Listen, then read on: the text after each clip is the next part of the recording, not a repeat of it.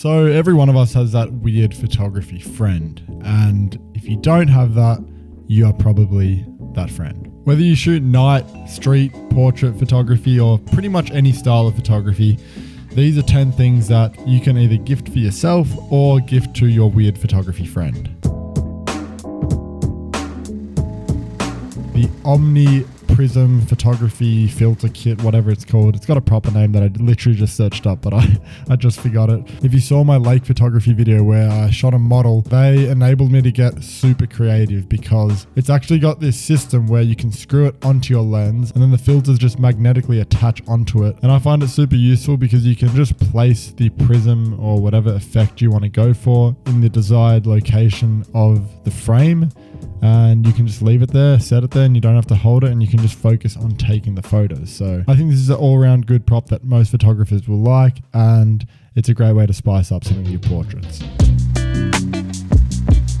Number 2 is a quick one, but it is a good one. It is a dust puffer. So you've probably seen these before and you probably already have one, but if you don't, they are amazing. So whenever you're changing lenses and you see a bit of dust particles, you literally just hold your lens upside down, get the dust puffer in there, and that will enable the dust to fall out without any new dust falling up, and you will have a very clean lens. And it's also good for your sensor, but you got to be careful not to do it too close to the sensor, otherwise you could obviously scratch it. I would recommend doing it maybe an inch away, at least 5 centimeters away from your sensor when you're doing it. But it is a great tool to have in your camera bag, and because I've been traveling for the past 10 months, just having this little thing, being able to carry it around everywhere and having clean camera gear has been awesome. So it's a cheap one, but a good one. Coming in at number 3, we have the AirPod Pro 2nd generation. So I've been using the 1st generation for a while, but the 2nd gen just came out and they are actually insane. So they can literally fit anywhere. So once again, if you're traveling or if you just want headphones that you can just take anywhere you want, as opposed to having the big ones. I've never really been a fan of them.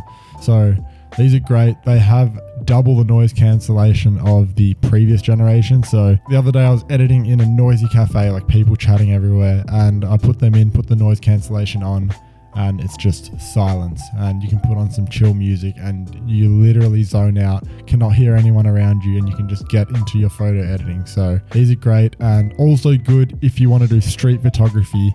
And if you know what I do, I shoot in the rain a lot. So these are actually water resistant, which is sick. But I only just got them recently, so I need to test them out in the rain as well. But AirPod Pro 2nd generation, a great gift idea for your photography friend or for yourself. Let's be honest, you want these. Next up is a light tablet, and I use this in almost all of my portrait shoots. It's just a great way to add some fill light into the model's face, or you can get creative with it. We've also used it to light up the interior of a car when you've got a smoke machine inside of it and you want to get really creative with your lighting. There's just a lot of use cases that these RGB panels can do. The ones I use are from LumeCube, and they come in the Mini, the Go, and the Pro. So it's small, medium, and large. You can have a look and see which ones you think you would need. It just depends on the size that you want, but all of them will do a great job at creating some cool, creative lighting for your photos.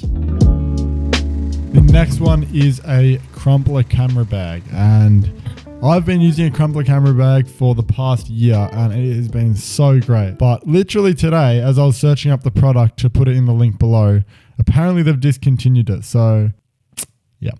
Just as a side note, I know that wasn't really helpful about recommending you a camera bag, but I'm just not going to recommend you one that I haven't actually used, which is why, I can't really recommend you one. But getting a good camera bag is very important because obviously it's carrying all your gear, but also you're going to be carrying it on your back. So investing in a good one is a great option. The next one is one that I only got about 6 months ago. It is called a diffusion filter. And pretty much what it does is it turns an ordinary scene. Once you screw the filter on, it just makes all the lights glow. The one I use is from Moment. It's called a Cine Bloom filter, and I've got the 20% one, which is pretty strong. You can get 5, 10, and 20, I think, or something like that. I really love it. It's a great way to just instantly get a really unique look to your photos. So I've used it for portraits because it does soften the skin tones a bit. But it also, makes the lights in the background glow, which is really cool if you're doing portrait street photography. It's a small accessory, so once again, very compact. You can just bring it wherever you want, and it's a great way if you're sort of stuck and you got a creative block. I'm like, just chuck on the diffusion filter, and I usually get some cool photos. On the topic of filters, the next one is a polarizing filter. So if you or one of your friends has ever done car photography, you'll know that one of the most annoying things is all the reflections that you get with it. And you've probably seen all these photos on Instagram of these super clean car photos, and you're like, how have they gotten it so clean? It's using this polarizing filter. It essentially cuts out all the reflections. So on the windscreen, there'll be just no reflections. You can see straight through it, especially on like a black car where there's heaps of reflections. It will just cut through them all, and you'll be able to see the paint job super clearly. And this also works on all reflections, not just cars, surprisingly. If you're doing street photography and you want to take a photo, say, of someone like sitting at a cafe or reading a newspaper, but there's a bit of glass, like there's a window in front of them. If you have a polarizing filter, you can move it to the point where it will stop the reflections, and then you can literally shoot through the glass and get these awesome photos. So a polarizing filter is a definite must for all street and car photographers.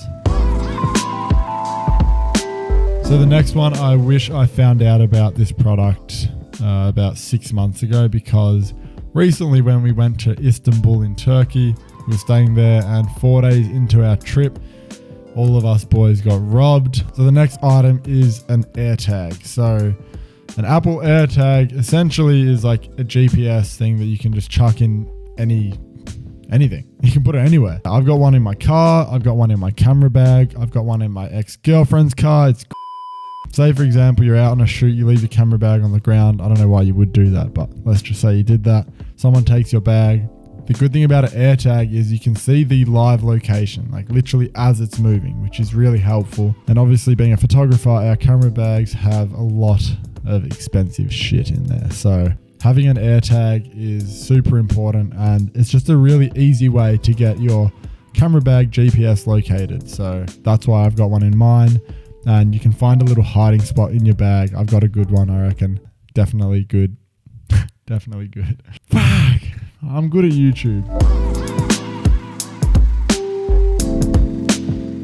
When you're out doing street photography and say you do a burst mode, your camera will lag a bit and will load because it's got to write all that data for those photos. If you have a slow SD card, you'll know that you'll take a burst photo and you'll be like, oh, look at this photo. And you'll be showing your friend, and it takes like 10, 20 seconds just to load those photos you just took. If you have an extremely fast SD card, like the Lexar Professional, which is the one I use, you can literally just do a burst mode and it'll be like blah, blah, blah, and then it will all be done. And you can just go through your photos. The one that I have is 128 gigabytes, which I think is more than enough. They're a good middle ground. They're not insanely expensive, but they are also really good quality. They'll get your photos from your head into your camera and onto your computer very quickly. So that's why you should get them. But yeah, really good set of SD cards. Definitely helps get you in the flow of photography, because there's nothing worse than slow technology.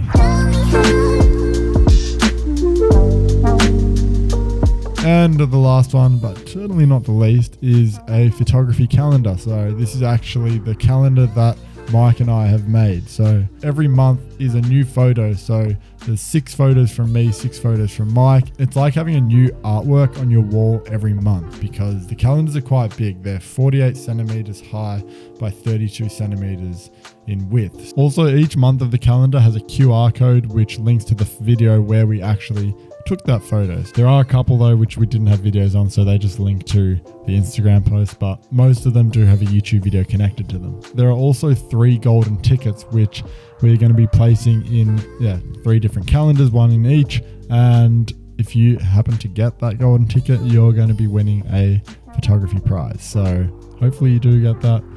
But if you don't, you still get a dope calendar. If you want to grab them, we're going to be hand signing them, me and Mike, and we'll get them to you as soon as we can. That is all for today's video. If you have any other photography ideas, any other gift ideas, leave them in the comments below, because I've definitely missed some, and I actually need to think of some for Mike and Lamont, so don't tell them. But yeah, Fuck me, that was cringe. Yeah, that is all for today. I hope you have a good Christmas with your family, and I'll see you in the next video. As always, don't think, just do.